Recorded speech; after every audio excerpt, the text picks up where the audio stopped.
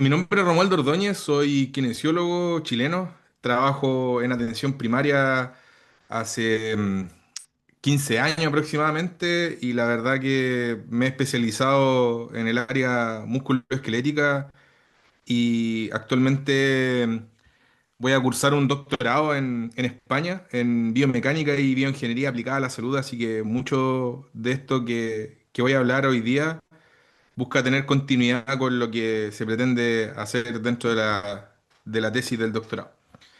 Eh, Esta presentación se llama Confiabilidad y validez del examen musculoesquelético a distancia en contexto de telesalud. O también pudiésemos hablar de telemedicina, la verdad que...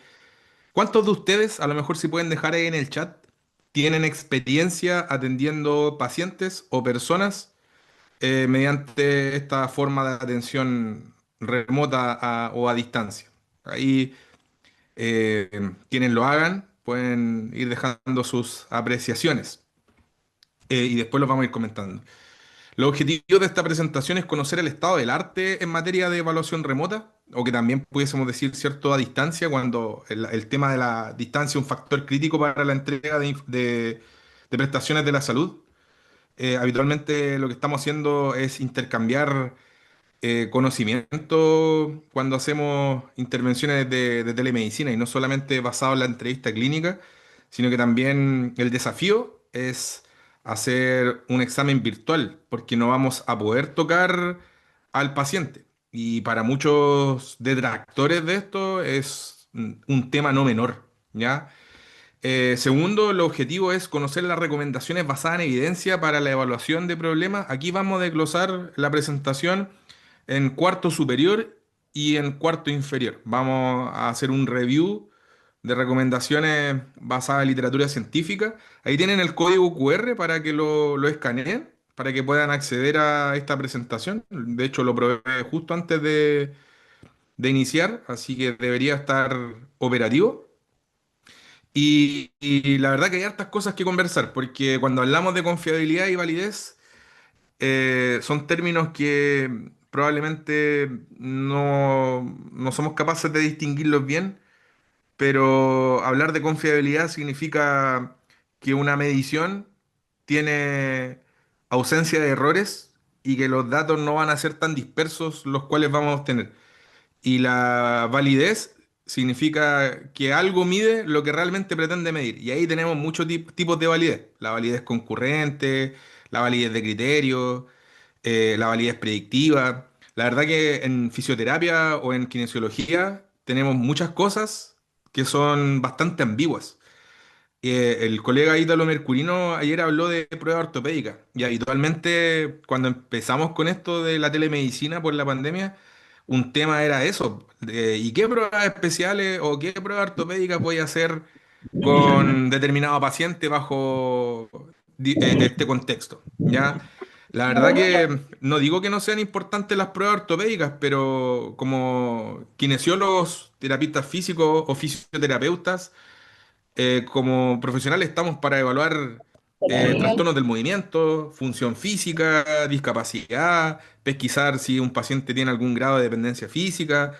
Ha cambiado mucho la identidad profesional. Yo la verdad que no me siento un profesional como un curador, un sanador, sino que un facilitador, un guía y un rehabilitador físico. Entonces, de lleno para este tema de la examinación remota, ¿cuál es el estado del arte? ¿Ya? Lo último que encontré es un scoping review, una revisión de alcance, que tomó 74 estudios y vio cuáles eran los componentes del examen físico que más se estudiaban o más se mostraban en los artículos. Y aquí vemos que un 51% de los estudios disponibles hasta esa fecha, hasta el 2022, estaban centrados en el área de neurología. Por ejemplo, todo lo que es en telemedicina, lo cognitivo, se evalúa bastante. Y también en otras condiciones de salud, si buscamos ensayos clínicos de telemedicina en el área neurológica, vamos a encontrar rehabilitación en pacientes con ACV, accidente cerebrovascular, Parkinson, esclerosis múltiple. Después de la parte neurológica viene lo musculoesquelético y que probablemente ahí nos vamos a centrar bastante en esta presentación porque es mi área de desempeño cotidiano. La verdad que donde yo trabajo en atención primaria vemos muchos pacientes y está cargado el tema de lo musculoesquelético. Acá en Chile por lo menos más del 30% de la población sufre de dolor crónico no oncológico. ¿Y cuáles son los profesionales que más realizan examen remoto? Los médicos y en tercer lugar estaríamos los fisioterapeutas, ¿ya? Sin embargo, estaríamos en el tercer lugar porque en el segundo lugar no se especifican los artículos, ¿ya? La verdad que también se concluye en este Scoping Review que esto, lo que es el examen virtual está como en pañales y se apuesta mucho por hacer intervenciones que no requieran apoyo de terceros. Y vamos a ver que eso es un factor a considerar. Porque hay muchas pruebas ortopédicas que se pueden adaptar a un contexto remoto, pero necesitan de ciertos profesionales o sea, ciertos familiares, por ejemplo, cuidadores, que nos asistan en algunas maniobras. Y uno como profesional al otro lado de la pantalla está guiando al paciente. Y otro tema que es muy, muy relevante, todo lo que vamos a ver principalmente está hecho en una población adulta, porque el área pediátrica está poco explorada. Por lo tanto, ahí hay vacíos de investigación para quienes estén interesados y puedan desarrollar una línea, por el área quizás de la clinimetría. Ahora, dentro de todos los componentes del examen físico remoto, tenemos algunos desafíos, porque por ejemplo, a través de una videollamada podemos hacer una buena inspección, pero no podemos palpar al paciente. Obviamente, en el área musculoesquelética no es que hagamos auscultación de forma rutinaria o percusión, lo hacemos de forma presencial, pero en el contexto remoto, como muestra esta tabla, puede ser irrelevante. El examen neurológico de alguna manera se ha adaptado, no se ha omitido al contexto de la telesalud. Y las pruebas especiales también. Hay pruebas ortopédicas y pruebas funcionales. Hay algunas cosas que han demostrado buena reproducibilidad, que ese es otro término, desde lo presencial a lo remoto. Y la verdad que cuando empezamos para la pandemia, como que todos teníamos dudas. ¿Y qué puedo evaluar? Y no había tanta información. Y principalmente los estudios que teníamos eran recomendaciones de expertos, pero de a poco nos iba apareciendo evidencia de mayor rigurosidad para ver cuáles son las propiedades psicométricas, la confiabilidad y la validez. Y también la precisión y la exactitud que tiene lo que hacemos de forma remota. Eh, por eso que mencionaba anteriormente que es bueno diferenciar el concepto de validez y confiabilidad. Confiabilidad, una prueba o una técnica, un procedimiento puede ser confiable, pero sin validez. Recuerde que la confiabilidad es como hacer varias mediciones y que se van a aproximar a un resultado, va a haber poca dispersión de datos. La validez es el concepto de que una prueba o un test mide lo que realmente quiere medir. Por ejemplo, si vamos a hacer una prueba de equilibrio, que la prueba realmente mida eso y que no mida otra cosa. Como otra cualidad física, a lo mejor pudiese ser el equilibrio, la resistencia. Entonces, una prueba ideal, ¿cierto? Debiese ser una que tenga ambas cualidades, que sea a su vez válido y confiable. Por lo tanto, ¿cómo llevamos esto a la práctica clínica? Una es estandarizando los métodos, ¿cierto? Yo les decía, esto partió con evidencia de expertos, como estandarizando ya. De esta forma vamos a evaluar la prueba para sentarse en la silla. De esta forma vamos a hacer un examen en un paciente con dolor lumbar. También es importante que quienes van a ejecutar estos procedimientos se preparen, que haya un grado de entrenamiento previo. En el caso de que se ocupen instrumentos, por ejemplo un dinamómetro de mano, lo ideal es que esté calibrado o que haya un mantenimiento. La verdad que lo que vamos a ver hoy día no va a necesitar de instrumentos externos, sino que son cosas que el clínico va a poder solicitarle al paciente. Además, se sugiere automatizar los procesos e incluso repetir las mediciones, ¿ya? Porque una medición no necesariamente va a ser confiable o válida. No nos podemos quedar con las primeras impresiones. Sabemos que habitualmente tenemos que lidiar con sesgos, ¿ya? los sesgos están presentes y dejar de buscar la satisfacción, sesgo de satisfacción de búsqueda, son cosas que pueden afectar los resultados y cómo interpretamos esos resultados. Ahora, ¿cuál es la precisión y la confiabilidad de el examen virtual si lo comparamos con lo presencial? Y esta revisión sistemática del año 2022 encontró que, bueno, lo que les decía anteriormente, los estudios están cargados al área neurológica, seguido de lo musculoesquelético. Y como les decía antes, lo cognitivo es lo que más se evalúa. Pero, por ejemplo, los nervios, la evaluación de los nervios craneales, la evaluación de la espasticidad, por ejemplo, en un paciente con un problema de motoneurona superior, es algo que se ha adaptado de alguna forma. Por ejemplo, ¿cómo evaluamos espasticidad en un paciente secuelado de accidente cerebrovascular? Habitualmente utilizamos la escala de Ashworth modificada. Y eso puede tener errores de interpretación porque es bastante subjetiva. Es lo que el clínico siente, ¿cierto? En cuanto a la resistencia al movimiento. Desde el punto de vista musculoesquelético, lo que más está estudiado es población de pacientes con dolor lumbar, dolor de rodilla, hombro, tobillo e incluso también en pacientes con dolor cervical y otras condiciones, por ejemplo, como fibromialgia. Y en general, la confiabilidad de lo que hacemos es buena, ¿ya? Pero no deja de haber algunas limitaciones metodológicas. Lo clásico dentro de lo que vemos en literatura científica. Eh, Falta de ensayos clínicos, eh, tamaños de muestras bastante pequeños, por lo tanto, extrapolar los datos se hace difícil. Y también eh, muchos de estos estudios, por ejemplo, son de tipo observacional. No digo que no sean malos, pero el gold standard, ¿cierto? Para ver la efectividad de algo sigue siendo el ensayo clínico aleatorizado. También desde el año 2018 que contamos con evidencia de cuáles son los aspectos del examen físico en condiciones musculoesqueléticas que tienen buena validez, ¿ya? Y un tipo de validez que se llama validez concurrente. ¿Qué significa eso? Que como una prueba se correlaciona tan bien con una medición que ha sido preestablecida previamente. Y ahí, por ejemplo, se ha encontrado que la evaluación del dolor, la evaluación del aumento de volumen, el rango, la fuerza, la evaluación del equilibrio, la marcha, tienen una muy buena validez concurrente. Por ejemplo, pruebas como el Time Up and Go, la prueba de pararse, sentarse en 30 segundos, la prueba de Romberg, son cosas que sí se pueden evaluar. Sin embargo, hay cosas que no han demostrado tener buena validez. Por ejemplo, muchas pruebas ortopédicas, pruebas de aerodinámica, la evaluación de la postura, específicamente en la región lumbar, no ha demostrado buena validez. A diferencia de la región cervical, que sí ha demostrado tener un grado de validez, ya sobre todo lo que es la anteposición de cabeza y cuello en plano sagital.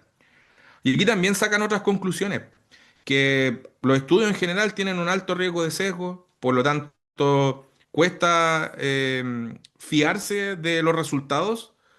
En la mayoría de los estudios, el profesional confía en que el paciente al otro lado de la videollamada va a ejecutar las instrucciones.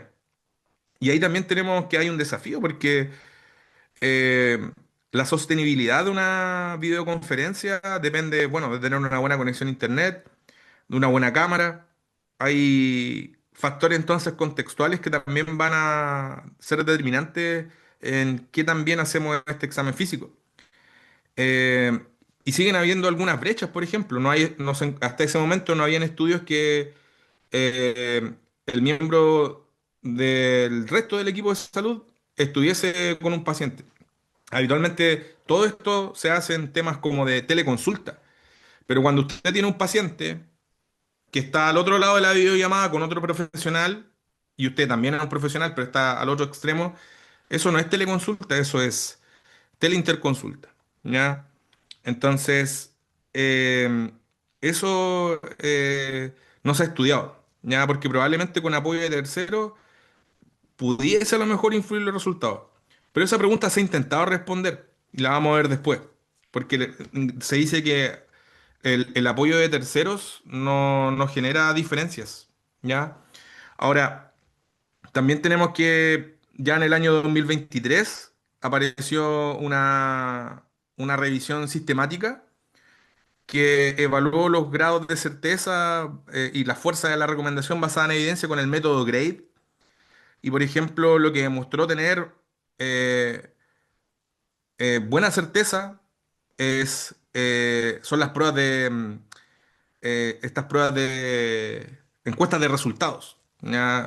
Por ejemplo, utilizar la VAS para evaluar dolor ha demostrado tener una alta certeza. El rango movimiento en general es algo bastante moderado. Las pruebas ortopédicas, ya lo habíamos mencionado, como que estas cosas como que empiezan a rimar, ya como que los estudios están mostrando más o menos como una línea. Eh, la postura, ¿cierto? Un grado de certeza bastante muy bajo.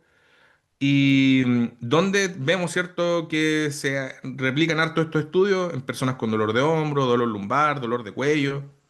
Eh, pero en general, la validez informada, como dice ahí, osciló entre moderada, aceptable y casi perfecta. ¿Ya? Así que es importante conocer también que hay cosas que pueden andar muy bien y otras cosas donde vamos a quedar al debe. ¿Cuál es la concordancia diagnóstica entre las evaluaciones remotas y presenciales? Específicamente en trastornos musculoesqueléticos. Aquí ya el 2024 apareció otra revisión sistemática y encontró que, bueno, el que hayan asistentes o terceros, la región del cuerpo a evaluar, las tecnologías utilizadas y la profesión del proveedor no afectan la precisión de las evaluaciones. ¿Ya? Las limitaciones, hay como falta evaluar algunas cosas, por ejemplo, el tema de las banderas rojas, las banderas amarillas, por ejemplo. ¿Cuál sería una bandera roja? Mielopatía cervical.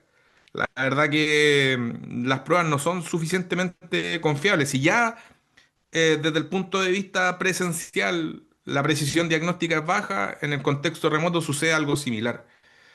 Y tenemos que otro problema, lo que les decía antes, muchos de estos estudios se hacen en entornos controlados, es decir, en ambientes controlados, desde un punto de vista experimental. Entonces nosotros lo que estamos haciendo es tomar de un contexto de laboratorio, extrapolamos a la práctica clínica. Y eso es complejo. Por lo tanto, igual la necesidad de hacer cosas como más in situ dentro del diario vivir, igual es difícil. La verdad que son pocos los colegas que están interesados en hacer investigación, porque además más encima tenemos estas cosas de que hay que pasar por comité de ética, las utilizaciones correspondientes, eh, y además si no hay un incentivo, no hay financiamiento, se hace todo más difícil. Pero, por ejemplo, uno que trabaja en atención primaria, perfectamente se podrían establecer valores de referencia nacionales para ciertas pruebas, ¿ya? Porque en atención primaria es donde está el N. No sé cuál es la realidad de usted en Ecuador, pero acá en Chile el 80% de la población se atiende en atención primaria. Eh, ¿Cuáles son los componentes que debería tener una evaluación remota? La historia clínica es algo que podemos hacerlo tal cual de forma presencial. Eso es lo interesante que tiene la telesalud, que el relato del paciente es súper importante y estamos como de alguna manera obligados a escuchar más, a pulir más las habilidades comunicacionales, la comunicación verbal y también la paraverbal. Por lo tanto, bueno, la historia clínica es importante obtener el motivo de consulta, ser capaces de hacer una anamnesis próxima, remota. Y el examen físico, como les decía, la inspección la podemos hacer una evaluación postural, solamente que evaluar la postura por sí sola no entrega mucha información.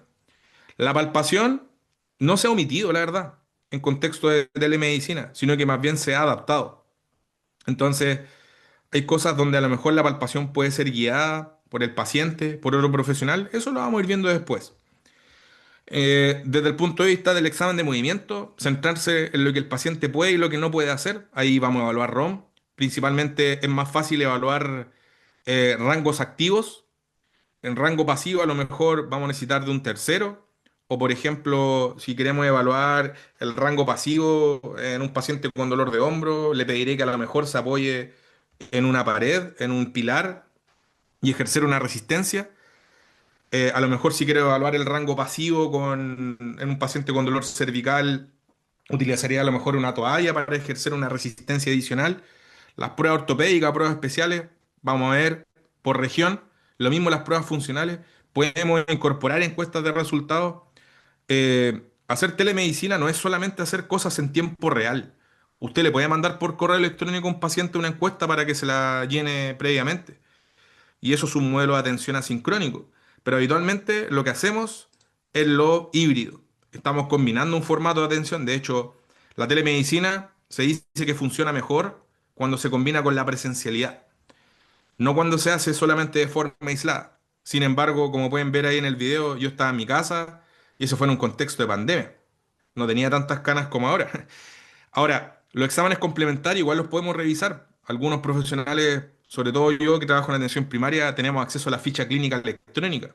Pero a lo mejor un colega que trabaja en el área privada no tiene acceso a esa información. En cuanto a la decisión y la acción, podemos formular un diagnóstico kinesiológico o un diagnóstico fisioterapéutico basado en la CIF, establecer objetivos de forma consensuada y también podemos hacer tal cual la determinación de cuál es el pronóstico que tiene nuestro paciente. Ahora, hay que tener en cuenta que para poder hacer un examen virtual hay que cumplir con algunas consideraciones técnicas, tener buena iluminación, que la fuente luminosa esté detrás de la pantalla y no detrás del paciente. En mi caso, tengo luces encima, se me ve, ¿cierto? La calva brillante. Esas cosas pueden influenciar los resultados. Por ejemplo, imagínense si su paciente tiene una cianosis. ¿Ya? Eh, si la iluminación no es buena, no vamos a poder determinar eso. Pedirle al paciente que esté con ropa cómoda, que en lo posible haya una silla, que haya una cama, que tenga un espacio suficiente para moverse, que por ejemplo el paciente no tenga alargadores o cualquier otro objeto en el suelo con el que se pueda tropezar. Y aquí también hay un aspecto súper importante. Tenga cuidado cuando trabaje con una población pediátrica. En el caso de los niños o la población infanto-juvenil, que siempre esté acompañado de un tercero. Porque no vaya a ser que usted le pida al paciente que se saque la ropa y después lo van a denunciar por ciberacoso o pedofilia. Entonces, en el caso siempre de los niños, estar acompañado de un tercero. Son cosas que a veces se ven como bastante como lógicas, pero son detalles que pueden marcar la diferencia entre irse a la cárcel o no. Ahora, la altura del dispositivo electrónico. Ya, lo ideal, si vamos a evaluar un problema cuarto superior, que la cámara, ¿cierto?, esté mucho más alta comparada con cuando evaluamos un problema de cuarto inferior y que también una distancia de 10-15 pies, ¿cierto?, aproximadamente 3 metros, nos permita ver bien al paciente. ¿Ya? Eh, Son detalles, como les decía, pero que hacen que esto sea más profesional. En cuanto a la historia clínica, es algo que lo podemos hacer tal cual, pues aquí no difiere mucho con lo presencial, pues siempre partimos con una pregunta abierta, me puedes contar tu historia, en qué te puedo ayudar hoy, idealmente escuchar al paciente, pero también obtener su motivo de consulta, ser capaces de demostrar empatía, escucha activa, ser asertivo, tratar de no juzgar antes de tiempo y por sobre todo validar el problema que tiene el paciente. Y otra cosa que también lo había mencionado anteriormente, es importante incluir la toma de decisiones compartidas. Ahora, en cuanto a la evaluación del dolor, por ejemplo, un paciente si tiene dificultades para indicar dónde le duele, puede utilizar un dispositivo externo, una cuchara de palo, por ejemplo. La verdad que el dolor lo inferimos en base al relato del paciente. ¿Ya? Ahí eso de alguna manera no cambia. Y habitualmente consideramos varios aspectos, no solamente la intensidad, sino que la temporalidad, la localización, que a lo mejor el paciente complete algún instrumento de autorreporte, no sé, algún cuestionario de dolor neuropático, el cuestionario de McGill. El paciente puede responder eso de forma asincrónica. Incluso hay hasta páginas de internet donde están subidas las encuestas de resultados, o quizás crear una planilla Drive, cosa que el paciente conteste estas cosas en la preconsulta, ¿ya? Van a hacer que optimicemos el tiempo, que lo invirtamos sabiamente. Ahora ya adentrándonos a problemas de columna vertebral, ahora hace poco, este año, salió un estudio, una revisión sistemática sobre la validez y la confiabilidad del examen, de los componentes del examen físico en problemas de columna. Y por ejemplo, tenemos mucha información en dolor lumbar, en la región cervical, cosas con buena validez, con buena confiabilidad, pero el talón de Aquiles es la columna torácica. Si ya tenemos poca evidencia sobre evaluación, guías de práctica clínica en la región dorsal o torácica, en el área de la telemedicina sucede lo mismo. Lo que sí, en el contexto de paciente con escoliosis, el test de Adams, por ejemplo, ha demostrado ser capaz de ser reproducible en un contexto remoto. Y las pruebas neurológicas, la verdad que, bueno, evaluar la fuerza, evaluar la parte sensorial, es algo que se puede hacer de forma remota, pero puede ser muy complejo el tema de los reflejos, ¿ya? Esta interpretación de si hay una hiporreflexia, si hay una ausencia del reflejo, también es un poco subjetivo. La verdad que el examen neurológico no permite un diagnóstico, sino que son hallazgos, ya son parte de un proceso mucho más complejo. Ahora, eso que les mencionaba también va ya como de la mano con cosas que se han dicho antes. O, por ejemplo, otras revisiones sistemáticas en 2021 en región lumbar encontraron que la evaluación de la postura es poco confiable, que perfectamente podemos evaluar el ROM activo. Probablemente vamos a tener que decirle al paciente que se ponga en plano sagital, que se ponga en plano coronal, que incluso tenga que pasar por la camilla, porque, por ejemplo, la elevación de la pierna recta, la prueba de activa, es algo que es reproducible. Y si queremos evaluar el desempeño físico, la prueba de Bering-Sorensen, que evalúa la resistencia de los músculos paravertebrales, eh, ha demostrado buena confiabilidad. El slam test también es algo que pudiésemos adaptarlo, pero donde el paciente hace todo el esfuerzo, uno guía. Probablemente algunas pruebas que vamos a solicitarle al paciente van a necesitar más eh, instrucciones y a lo mejor tener videos guardados de las pruebas puede optimizar la ejecución de la prueba. Si tiene un tercero, a lo mejor decirle un tercero que sea quien haga la elevación de pierna recta pasiva, eh, pero en general, el examen virtual de columna lumbar es comparable al examen presencial, ¿ya? Eh, También en esta revisión sistemática se encontró que en general los pacientes no creen que el examen virtual sea tan bueno como el presencial. Eso se da y se ha repetido en muchos estudios. La gente está conforme con la telesalud, pero creen que el examen virtual tiene sus limitaciones. La gente quiere ser tocada, quiere ser palpada. Y ese es un problema que tenemos con esto, el factor de la distancia. Hay otras pruebas que igual se pueden hacer y que tienen relación con la cadera, por ejemplo, la prueba de Faber, el FADIR, el Gaenslen's, que es cierto para como prueba de provocación de dolor sacroiliaco, han demostrado tener cierto grado de reproducibilidad en un contexto remoto, pero pasa lo mismo que en la presencialidad. O sea, hacer el clúster de Laslett, de Mark Laslett, no necesariamente va a diagnosticar un dolor lumbar de tipo sacroiliaco. Ya, probablemente en ciertos pacientes sí, con un carácter más de un dolor nociceptivo, probablemente va a tener una buena precisión diagnóstica. ¿Ya? Eh, Ahora, eh, un paciente con dolor lumbar, ¿cierto? Puede tener dolor con irradiación a las piernas. Entonces, en ese paciente donde hay banderas rojas, a lo mejor vamos a querer evaluar eh, signos de mielopatía, Babinski, clonus.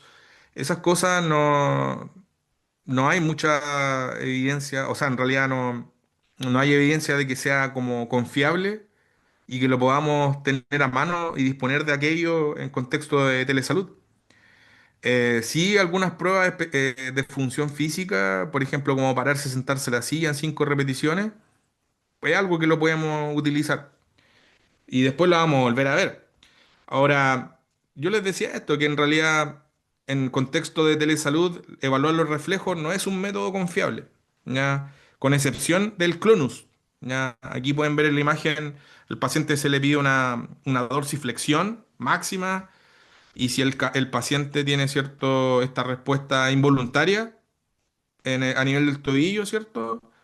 Em, pudiese, ¿cierto?, arrojar información de un problema de motoneurona superior, por ejemplo, un paciente secuelado de accidente cerebrovascular.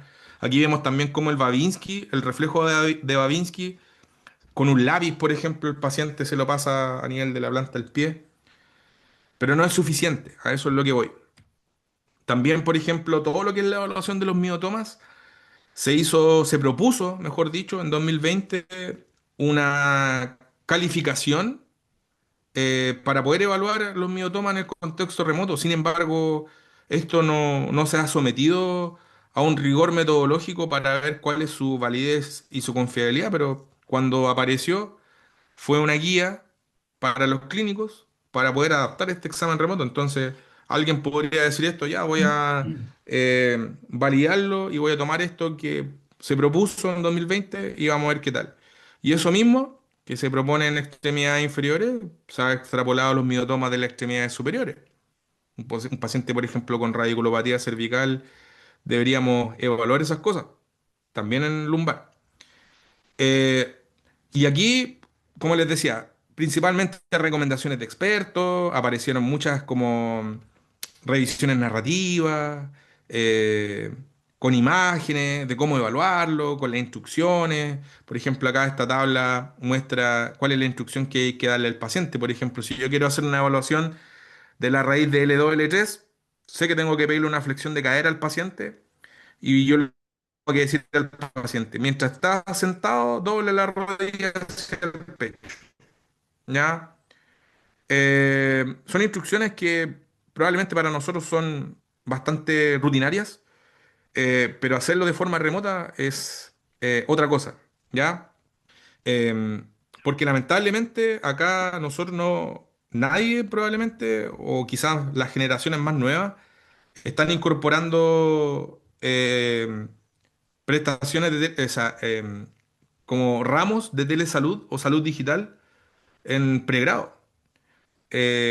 Obviamente la pandemia fue como el catalizador, pero quién sabe, en algún momento van a haber otras catástrofes. Mucho de lo que se ha estudiado en telemedicina viene de contextos adversos, países en situación de guerra, catástrofes, terremotos. Actualmente hay muchos colegas acá en Chile que incluso están atendiendo pacientes de otras localidades, de otros países. Sin embargo, también debiese existir un marco regulatorio. Ya, de hecho, acá en Chile hay un marco legal de los principios que regulan la práctica de la telemedicina. Por ejemplo, si usted tiene un paciente y hay algo que quiere evaluar y no lo puede hacer de forma virtual, usted no debería entregar prestaciones de telemedicina. Ese paciente tiene que atenderlo presencial o derivarlo donde otro colega. Y eso es un principio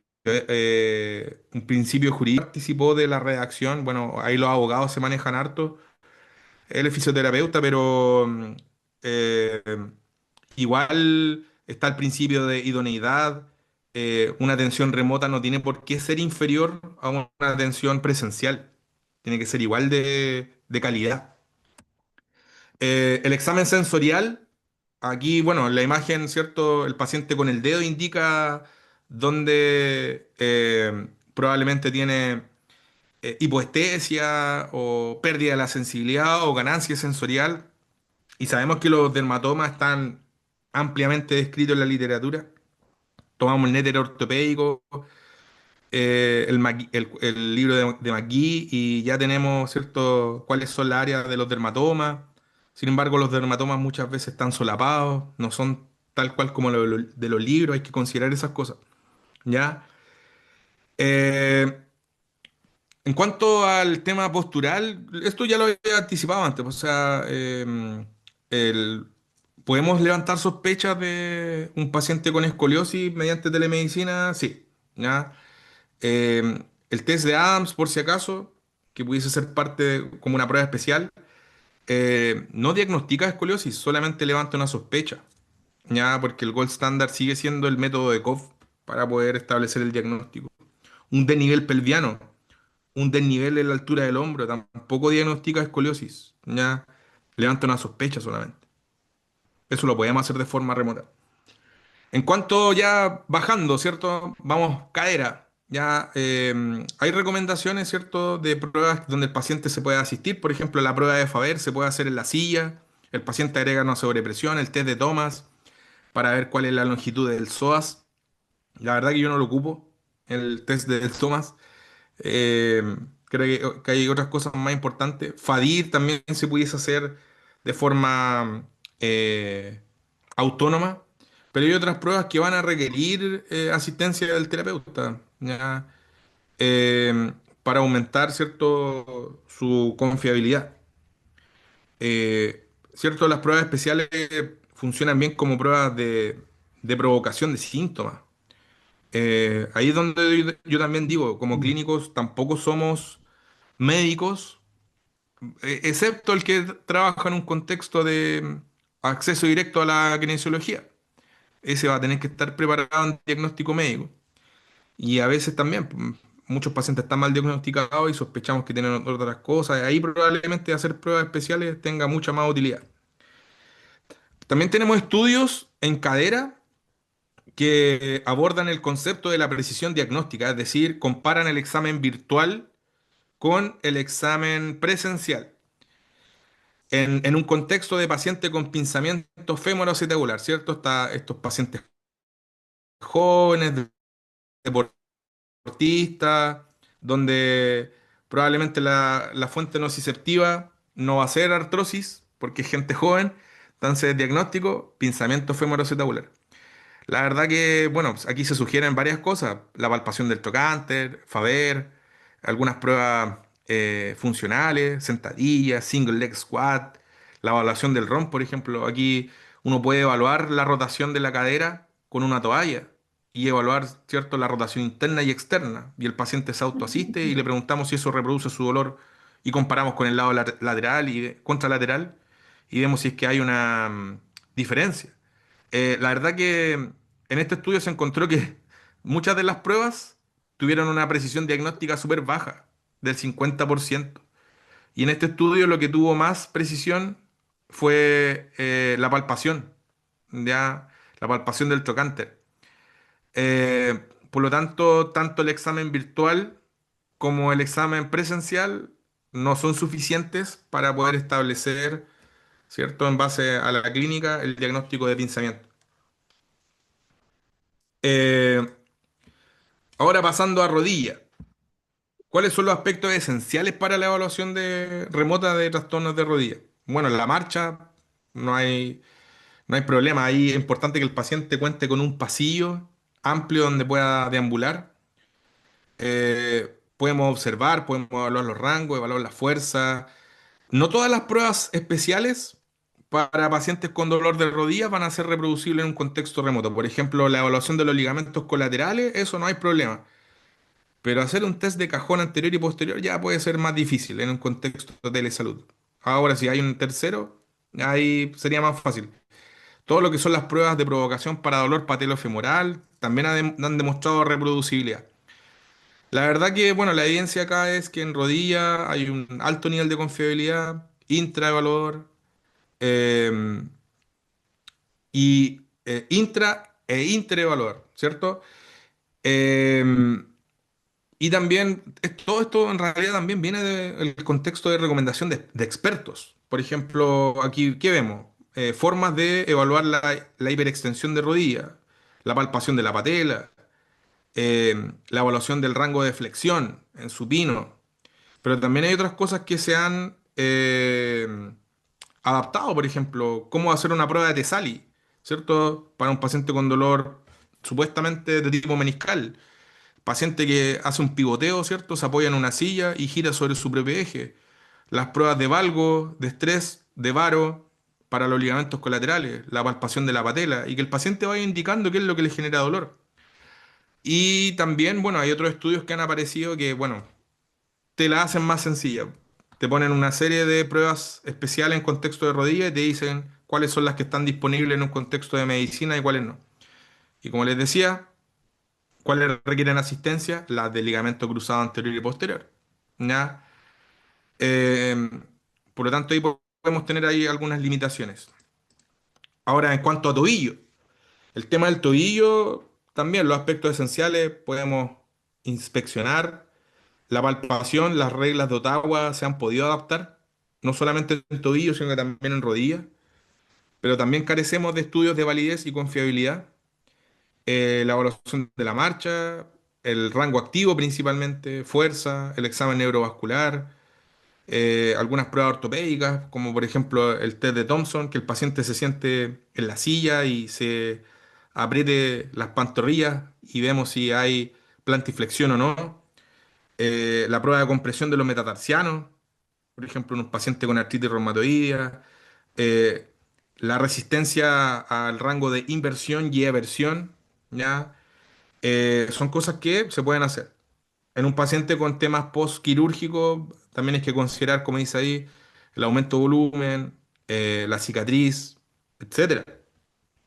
Ahora, pruebas funcionales del cuarto inferior.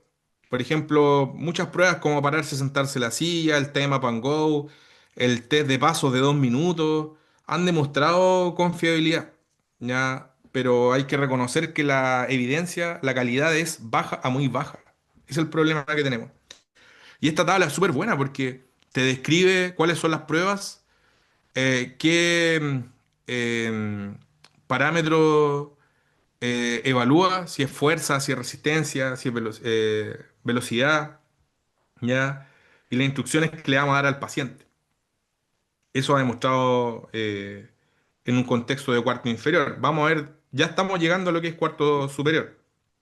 Por ejemplo, las variantes del Cysto Stand han demostrado bastante utilidad. Por ejemplo, en personas con fibromialgia, adultos mayores. El test de paso de 2 minutos, por ejemplo, ahora está, hace pocos, este año creo que salió un estudio de que puede ser utilizado para evaluar la condición cardiorrespiratoria en pacientes con fibromialgia, porque hacer un test de marcha 6 minutos en contexto de telemedicina igual puede ser difícil. Prácticamente el paciente tendríamos que tener un hangar o un galpón grande para poder evaluarlo. El Time Up and Go, las pruebas de balance de Berg, de Romberg, también han demostrado reproducibilidad en contextos remotos. ¿Ya? Pero también tenemos ese problema, pues la calidad de la evidencia. La prueba de pararse, sentarse en la silla, por ejemplo, en contexto de telemedicina, hasta la de 5 repeticiones, hasta la prueba de 5 minutos. Y ahí ya funcionaría como un test cardiopulmonar, por lo tanto pudiese ser una alternativa. Sobre todo los colegas que trabajan en respiratorio hablaron mucho de esto, de que en telemedicina la prueba de pararse, sentarse en la silla podía reemplazar el test de marcha 6 minutos. Y esto ha demostrado que puede ser útil en pacientes con EPOC, con cáncer, pacientes con COVID de larga duración, pacientes con diabetes tipo 2. ¿Ya? Eso es lo importante, que lo que vamos a utilizar tenga un grado de extrapolación, ¿sí? En otras poblaciones. Hay que ver de dónde, si se hizo en deportistas, en sujetos sanos, personas con dolor.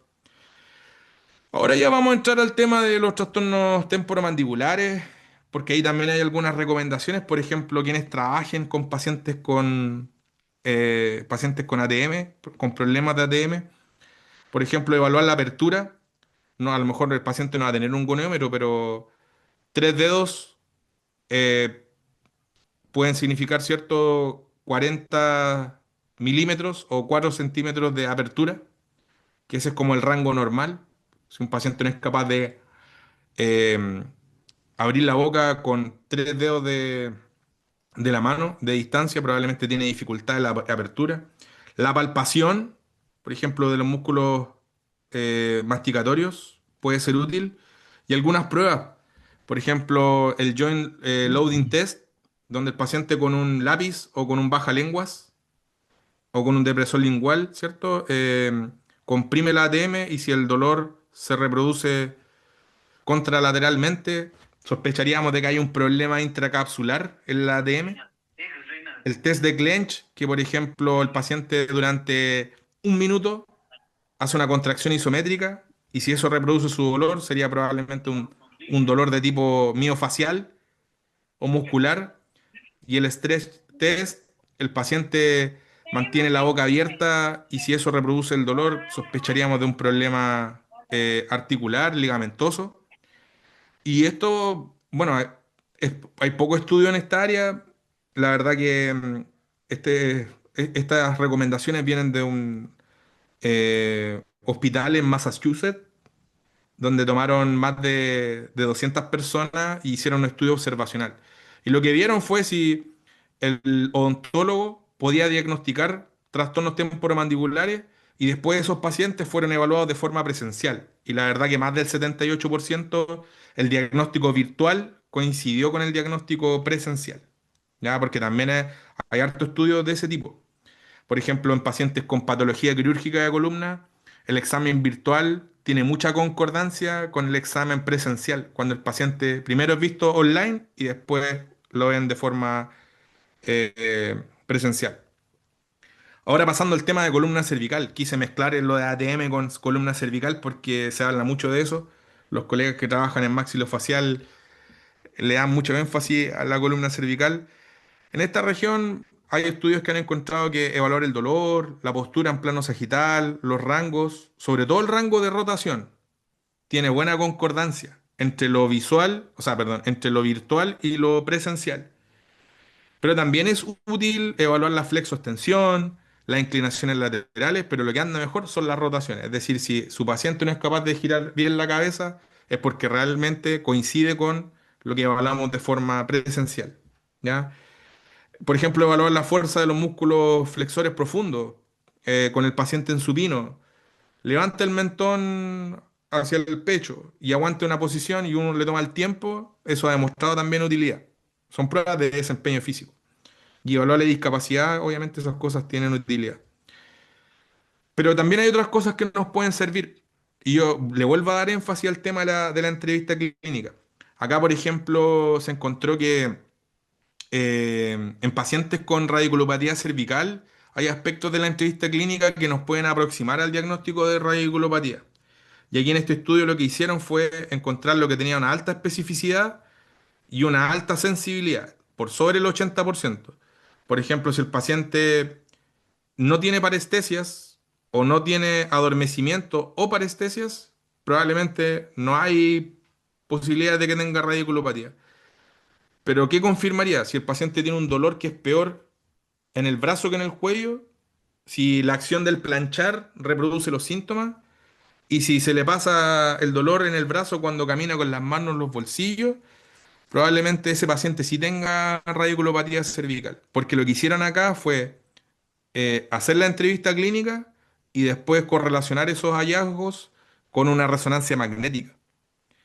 Por lo tanto, la entrevista clínica también nos puede ayudar, ¿cierto?, a acercarnos a un diagnóstico de radiculopatía cervical. Ahora, ¿qué pruebas en columna cervical pueden ser útiles? Por ejemplo, la prueba de Spulling, que se utiliza harto en pacientes con radiculopatía. La mejor forma de hacerla descrita es extensión, inclinación ipsilateral y con una toalla hago una compresión. Si eso reproduce el dolor en la extremidad superior y en el cuello, probablemente nos estamos acercando al diagnóstico. El signo de Bacodi, si el paciente con la mano en alto se le pasa el dolor en el brazo, ya probablemente también tenga radiculopatía. Y en el contexto de mielopatía cervical, el signo del ermite, cuando hace una flexión máxima, si el paciente siente adormecimiento en las extremidades superiores y en las extremidades inferiores, probablemente tenga mielopatía cervical. La prueba por sí sola obviamente no es suficiente. Aquí está lo de los miotomas. También se han sugerido formas de evaluarlas en pacientes con radiculopatía cervical o un problema de extremidad superior. Esto puede ser útil en pacientes con ACV. El tema es la validación. O sea, está propuesto, pero no se ha validado. Ahora pasando al tema de hombro, que el tema, todo lo que es hombro también está muy estudiado. Eh, en cuanto a problemas de extremidad superior, un Scoping Review del 2023, trastorno de hombro, lo más estudiado, que lo que más se evalúa es el ROM, ¿ya? La modalidad de tratamiento predilecta, el ejercicio, ¿ya? Y que en general las intervenciones de telesalud andan bien en estos pacientes, ¿ya? Los aspectos esenciales podemos evaluar la inspección, dolor, rango de movimiento, fuerza, principalmente rango activo, ¿cierto? Pruebas sensoriales, pruebas ortopédicas. La verdad que sabemos que las pruebas especiales no son capaces de diagnosticar específicamente qué musculatura del manguito rotador estaría implicada. Pero aquí, por ejemplo, aparecen recomendaciones, por ejemplo, cómo evaluar la rotación externa e interna resistida, el belly press para el subescapular. Acá también dan sugerencias de utilizar elementos externos como una bolsa de supermercado, como contrarresistencia, para ver si eso reproduce los síntomas y además evaluar si el paciente tiene fuerza o no. El tema es la estandarización, ¿ya? No todos los pacientes van a tener una mancuerna con un kilo exacto para poder evaluar y estandarizar a todos por igual. La prueba de NIR, por ejemplo, el Hopkins Kennedy, se pudiesen hacer de forma autoasistida. La prueba de Job con una lata ya de tomate ya, o de mermelada.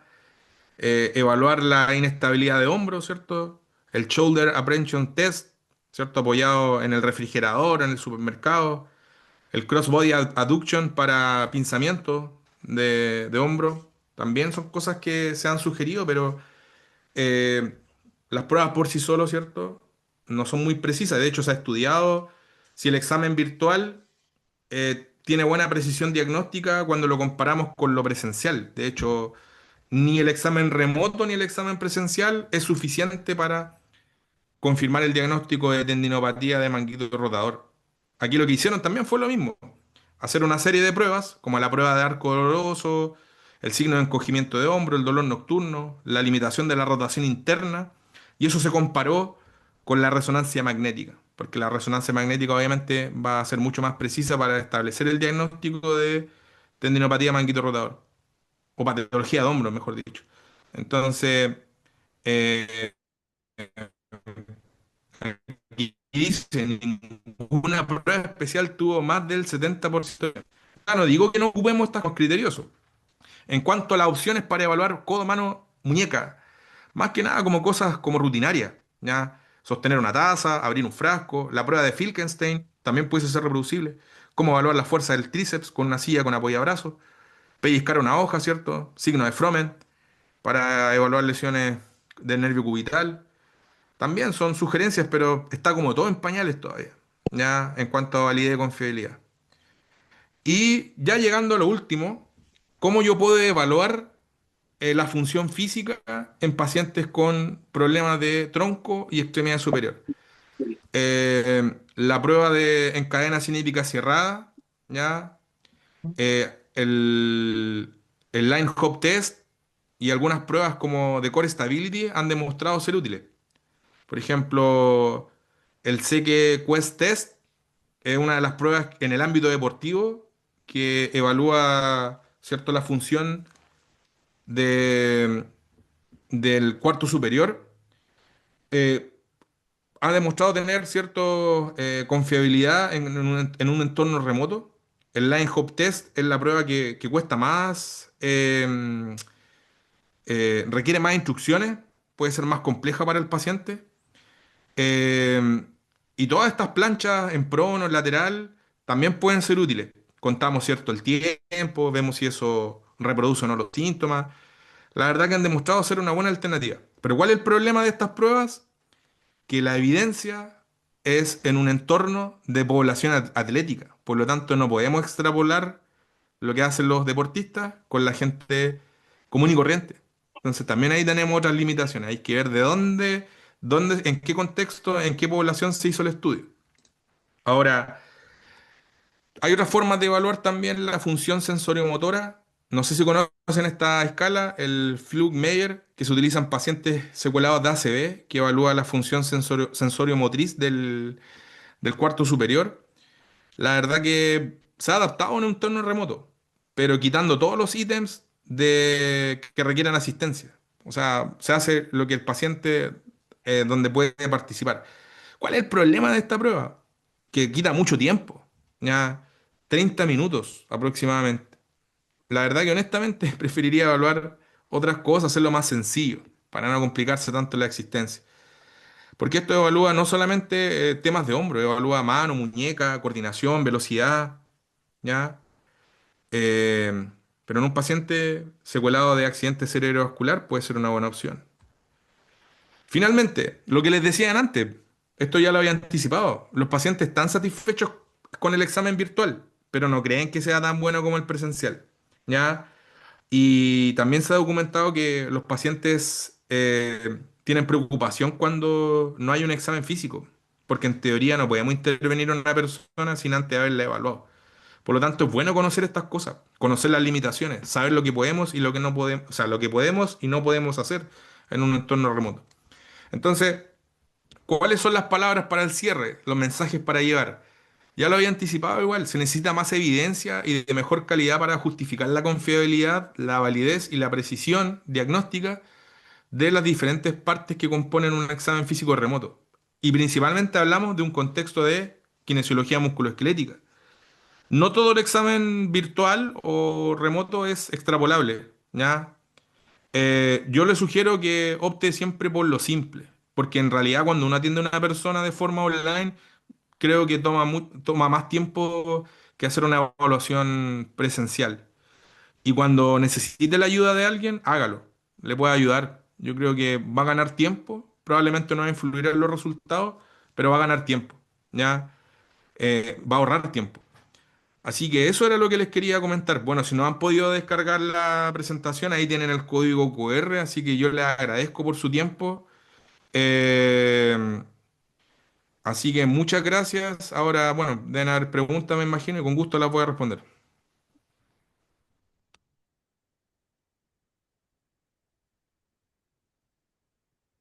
¿Alguna duda?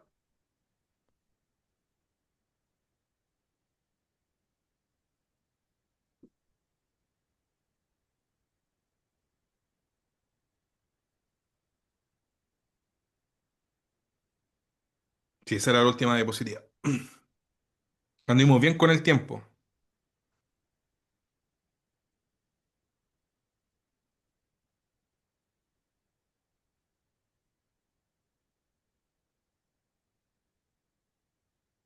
Ahí hay un comentario. em, no, es de la presentación anterior.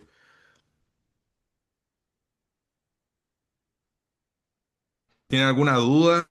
Bueno, en realidad la presentación la enfocamos en evaluación, ya, porque ahora hablar de intervenciones ya es eso de harina de otro costal, pero si sabe evaluar, le va a ser más fácil tratar al paciente. ¿Ya? Habitualmente en telemedicina, bueno, ¿qué no podemos hacer? Pues terapia manual, pero sí podemos hacer harta educación, ejercicio y adaptar la terapia manual. Por ejemplo, el concepto Mulligan tiene muchas técnicas que el paciente las puede, ¿cierto?, ejecutar en su casa. ¿Ya? A diferencia de la clásica terapia manual que es como bien pasiva. Así que en resumen, esto está como bien en pañales, así que de a poco yo creo que vamos a seguir viendo nuevos estudios con nueva información. ¿Alguna duda?